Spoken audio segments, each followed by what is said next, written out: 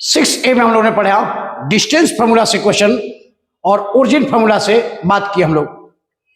अब 6B के लिए जितने बोर्ड क्वेश्चन है आर्यस वाल का 6B जो एक्सरसाइज है उसमें जितने बोर्ड क्वेश्चन है उसको आप सॉल्व करेंगे। वो सभी क्वेश्चन या तो सेक्शन फॉर्मूला पे है और नहीं तो मिड पॉइंट फॉर्मूला पे है।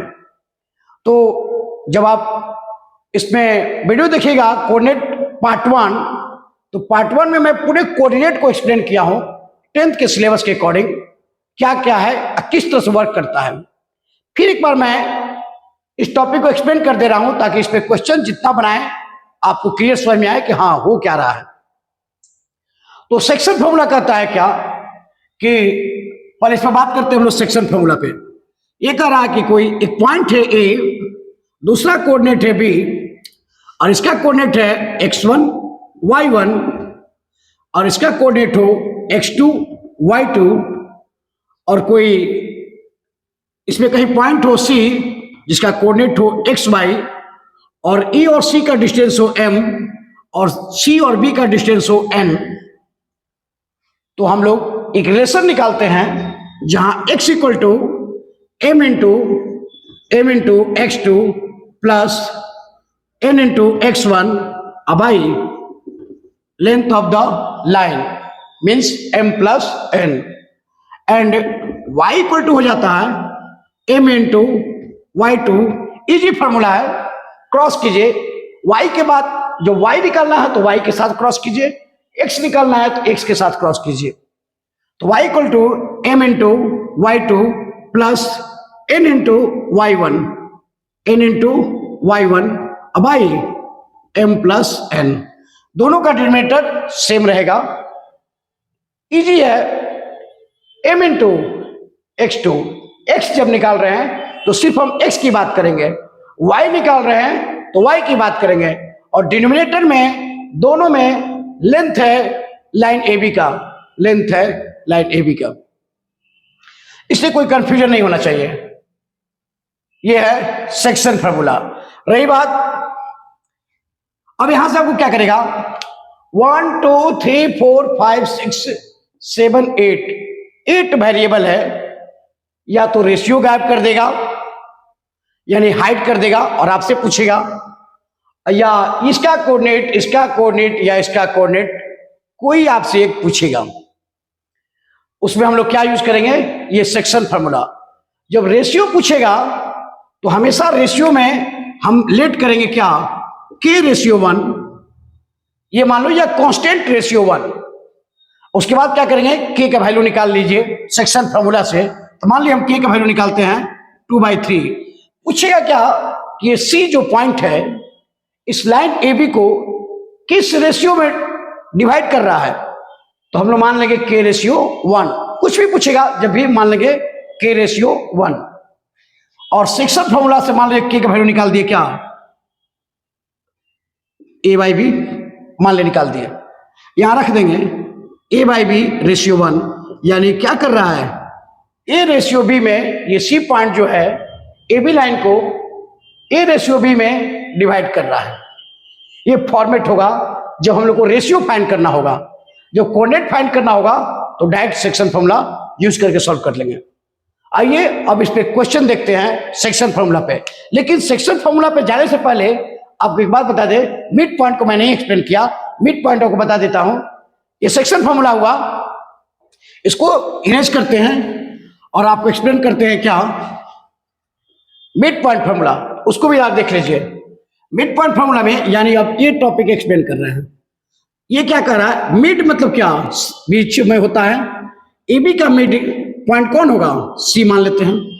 E कह रहा है कि x1 हो या y1 हो, अब B हो x2 और y2, B हो x2 और y2 कोऑर्डिनेट, और C है x और y। ये कह रहा C, उसमें सेक्शन फॉर्मूला में ये नहीं कह रहा कि C मिड पॉइंट है, C एक AB लाइन पे एक पॉइंट है। यहां कह रहा कि C सेंटर है किसका, A एंड B का, यानी इसका डिस्टेंस दोनों सेम है। मान लेते हैं ये M तो ये भी क्या M।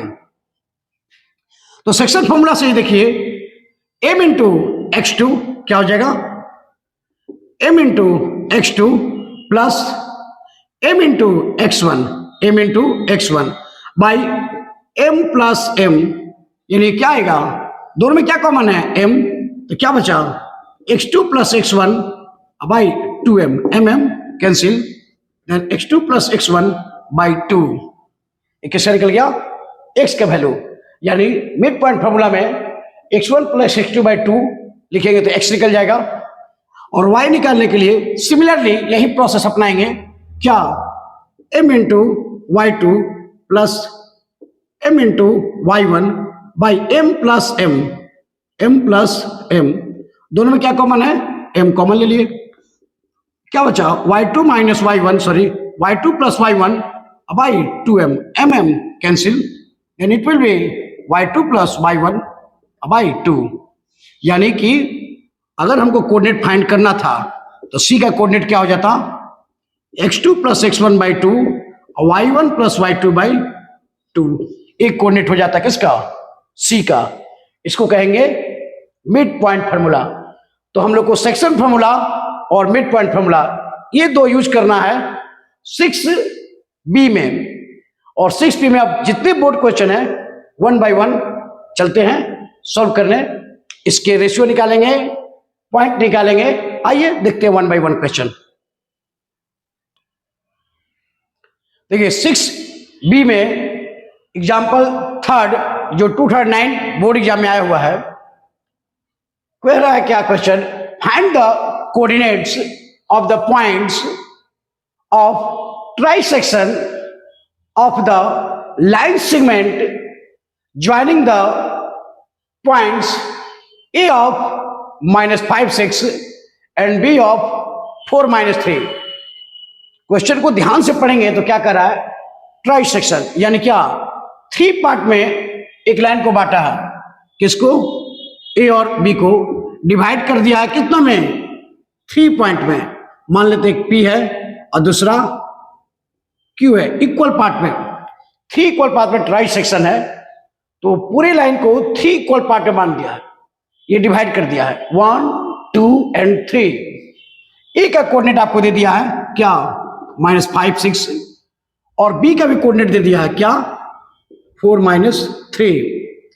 हमको पूछ रहा है क्या, एक्स वाई, और यहां पूछ रहा है x1 y1, ये हम मान ले रहे हैं, वो पूछा था p का कोऑर्डिनेट और q का कोऑर्डिनेट फाइंड कीजिए, यानी find the coordinate of the points of the try section, यानी इस दोनों पॉइंट का कोऑर्डिनेट हमें फाइंड करना है। एक काम करते हैं,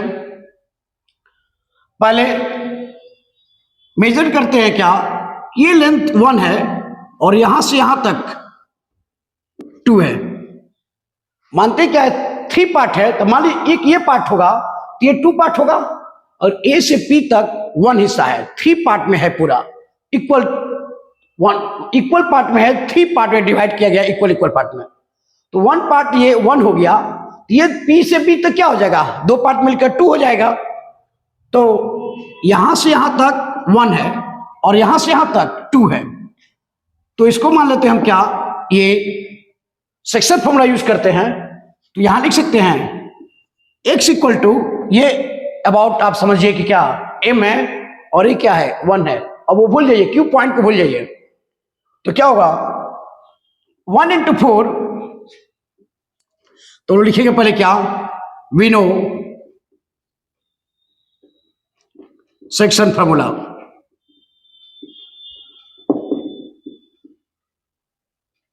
क्या, x equal to m into x2 plus n into x1 by m plus n, and y equal to m into y2 plus n into y1 by m plus n। इसी formula का हम लोग यूज करेंगे, तो क्या लिखेंगे, x equal to 1 into 4, इसको भूल जाइए, क्यू पॉइंट को हाइड कर दीजिए, माइंड में सेट रखिए क्यू नहीं है, तो 1 इंटू 4, m की जगह पर 1 और x2 की जगह पर 4, तो 1 इंटू 4 प्लस 2 इंटू -5 -10, अब आई m plus n, 1 plus 2 3, means क्या 4 -10 by 3 -6 by 3 then it will be -2. -2. Similarly, y equal to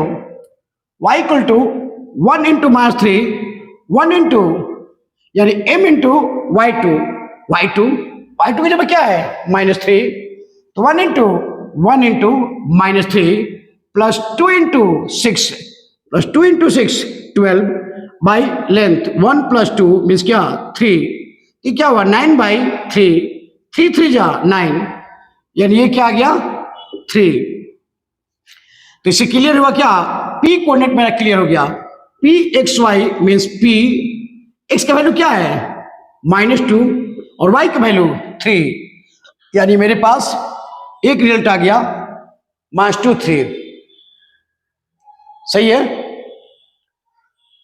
अब आते हैं क्या इसी पॉइंट को, इसी फिगर में अभी q निकालने के लिए इसको कर देते हैं 2, इधर आ गया 2 हिस्सा यानी 2 पार्ट और इधर क्या आ गया 1 पार्ट। इसी क्वेश्चन को बनाने के लिए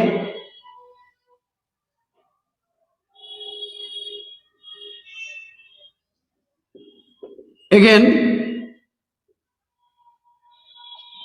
क्या लिख सकते हैं, q कोऑर्डिनेट के लिए जाते हैं तो x1 इक्वल टू 2 इंटू 4 8, 2 4 जा 8 मीन्स वाट m इंटू क्या x2 और 1 इंटू x1 यानी मीन्स -5।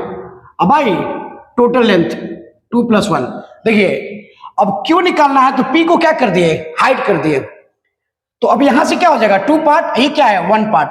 फिगर से जाइएगा, हमेशा सेफ रहिएगा, कंफ्यूजन नहीं होगा और मिस्टेक होने के चांसेस मिनिमाइज हो जाएगा। अब यहां देखिएगा, इसको लिख सकते हैं 8 - 5/3 यानी क्या 3/3, इट विल बी 1। उसी तरह y1 निकालते हैं तो 2 into -3 it will be -6, 1 into 6 then it will be +6। अब I length 2 + 1 6/3 means what 0। So q point को हम लोग क्या लिख सकते हैं x1 y1 को लिख सकते हैं q, x1 का वैल्यू क्या निकाले हैं 1 और y1 का वैल्यू क्या निकाले हैं 0। ये क्या हो गया q पॉइंट, यानी एक पॉइंट क्या हुआ, हमको एक कोऑर्डिनेट क्या निकला -2 3 और दूसरा निकला क्या 1 और 0। ये आपका फॉर्मेट होगा। इसी तरह मान लीजिए 4 पॉइंट में दिया होता तो 4 इक्वल पार्ट में करते, 5 पॉइंट देता तो 5 इक्वल पार्ट में करते, ये 1 ये 4 ये 2 ये 3 ये 4 ये 1, ऐसे करते करते पांचों पॉइंट को निकाल सकते थे। जितना पार्ट बोलेगा फॉर्मेट सब यही यूज किया जाएगा।